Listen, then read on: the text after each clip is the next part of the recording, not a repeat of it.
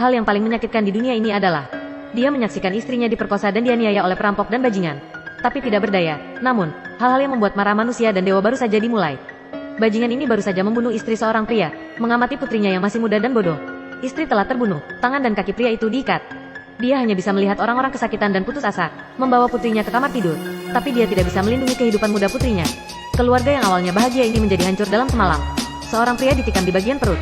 Dia pingsan saat itu. Jadi dia menyelamatkan hidupnya. Dan setelah istri dan putrinya dihina, mereka semua dibungkam secara brutal oleh para bajingan.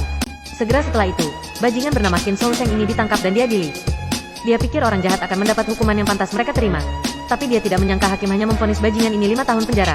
Dan kaki tangannya difitnah oleh bajingan, menjadi kambing hitamnya. Tapi itu hukuman mati 10 tahun yang ditangguhkan. 2 nyawa, terlebih lagi, seorang gadis berusia 15 tahun pertama kali diperkosa dan kemudian dibunuh oleh bajingan. Namun dia hanya divonis 5 tahun penjara. Di mana hukum surga? Dengan jabat tangan pengacara dari kedua belah pihak, pengadilan yang tidak adil ini telah berakhir. Hingga sang pahlawan Clyde berada di luar lapangan. Saat dia melihat pengacara kulit hitamnya berjabat tangan dengan orang jahat itu. Dengan begitu dia bisa melihat wajah jelek mereka dengan jelas. Baru kemudian dia menyadari bahwa pelataran dengan skala totem juga memiliki sisi gelap. Karena hukum tidak bisa menghukum orang jahat, maka dia bisa mengandalkan diri sendiri untuk membuat orang jahat mendapatkan hukuman yang pantas mereka terima. Saat Clyde berbalik dan pergi, ini menandakan bahwa perjalanan balas dendam akan segera dimulai. Dalam sekejap mata, 10 tahun telah berlalu dengan tergesa-gesa. Kaki tangannya menderita hidup dan mati demi kekasihnya. Juga menyambut hari kematiannya. Penjara untuk kemanusiaan, berikan tempat yang luas kepada penjahat keji. Akan melakukan siksaan terhadap terpidana mati. Dengan 3 racun berwarna berbeda yang disuntikkan ke tubuh terpidana mati.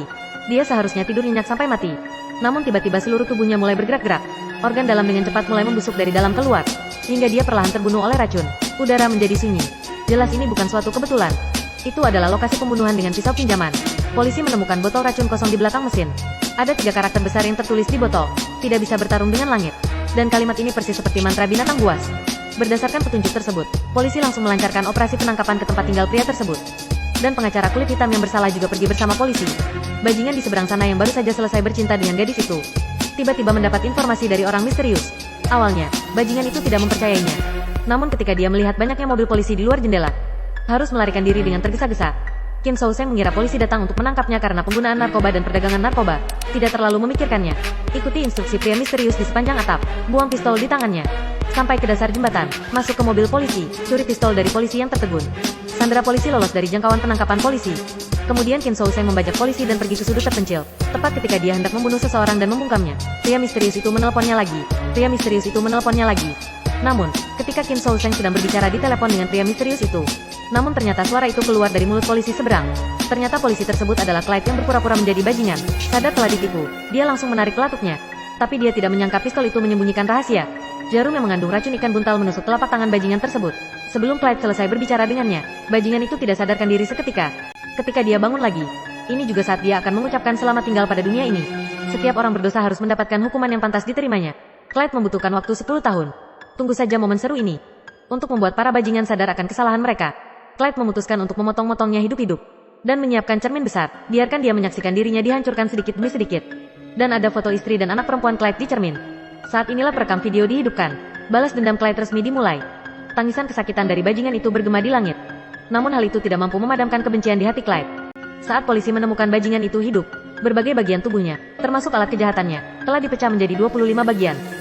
Skala gambarnya sebanding dengan pemandangan di cermin. Bahkan polisi veteran itu hampir muntah. Namun, polisi menemukan kepala Clyde keesokan harinya. Pasalnya pemilik gudang di tempat adalah Clyde. Ditambah lagi dengan motif pembunuhan yang jelas. Polisi segera menemukan Clyde dan tangkap dia. Namun semua ini di luar dugaan Clyde. Bukan saja dia tidak melarikan diri. Sebaliknya, buka semua pakaiannya. Berdiri di depan pintu gerbang dengan pantat telanjang, menunggu sejumlah besar polisi yang datang terlambat. Karena rencana balas dendamnya belum berakhir,